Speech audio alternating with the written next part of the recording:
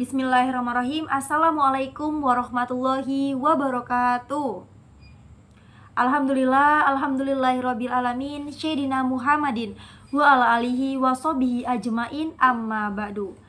Pertama-tama, marilah kita bersyukur kepada Allah Subhanahu wa taala sehingga kita dapat berkumpul di masjid ini dengan sehat walafiat.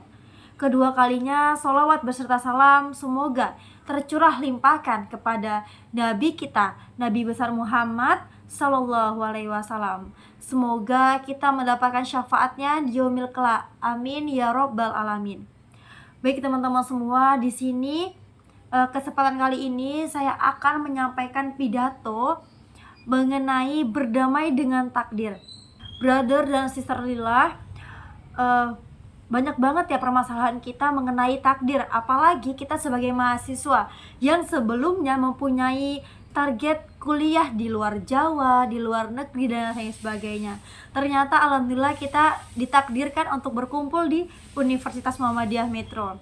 Pasti banyak yang memang kuliah yang awalnya bukan di UM gitu. Aku SNBT nih, maunya di UNS, maunya di sini gitu. Tapi ternyata Allah takdiran kita di UM ini. Pasti sedih ya teman-teman semua, sedih. Apalagi yang sudah SNBT, udah bimbel di mana-mana, udah mengeluarkan duit sebanyak mungkin, sudah meluangkan waktu sebanyak mungkin juga, ternyata Allah takdirkan di sini gitu kan. Dan pasti banyak banget pemberontakannya, kayak nggak terima gitu kan, bilang ke orang tua, apalagi kalau misalnya nggak direstui sama orang tua. Saya punya cerita ya teman-teman.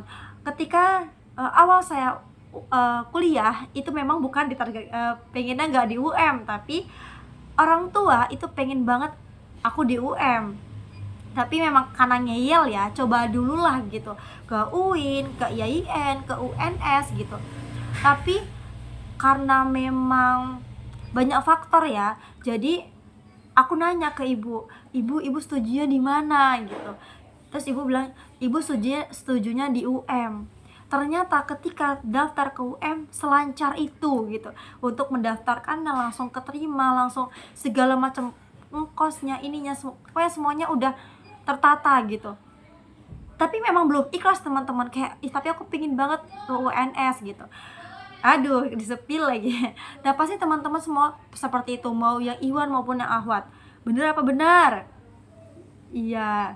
Coba teman-teman, ada nggak yang memang awalnya pengen di UM Metro? Ya pasti ada, namun tidak semuanya. Nah teman-teman semua, ternyata memang walaupun banyak yang namanya sedih ya, merelakannya itu susah, namun kita yakin bahwa Allah itu mempunyai rencana yang sangat baik.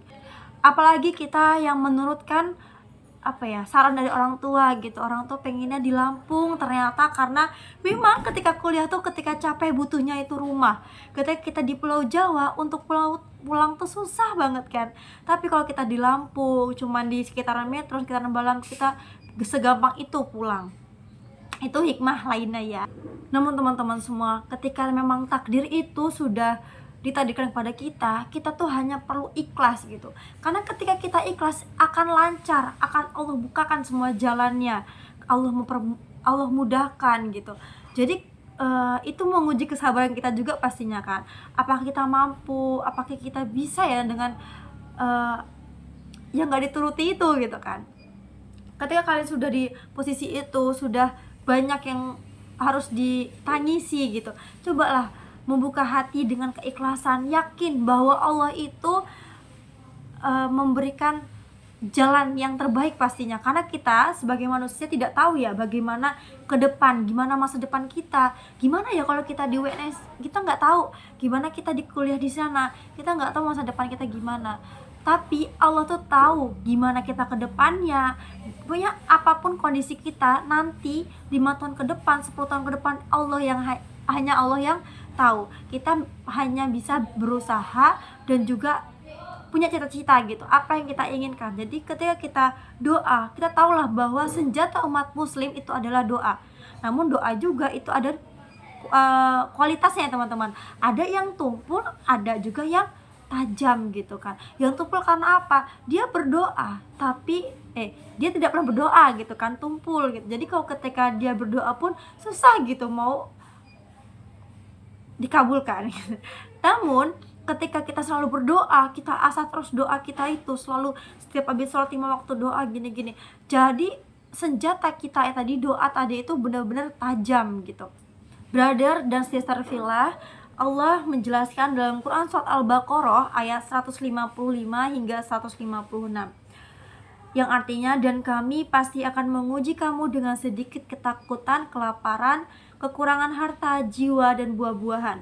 Dan sampailah kabar gembira kepada orang-orang yang sabar, yaitu orang-orang yang apabila ditimpa musibah, mereka berkata, innalillahi wa inna ilaihi raji'un. Sesungguhnya kami milik Allah dan kepadanya lah kami kembali. Quran surat Al-Baqarah ayat 155 hingga 156. Dari ayat yang menjelaskan tadi bahwa Allah itu sudah memberikan janji bahwa ketika Allah menguji apapun itu dengan dengan hartanya, jiwanya, dan buah-buahan tadi, Allah itu akan memberikan kebahagiaan, Kak, jika kamu sabar.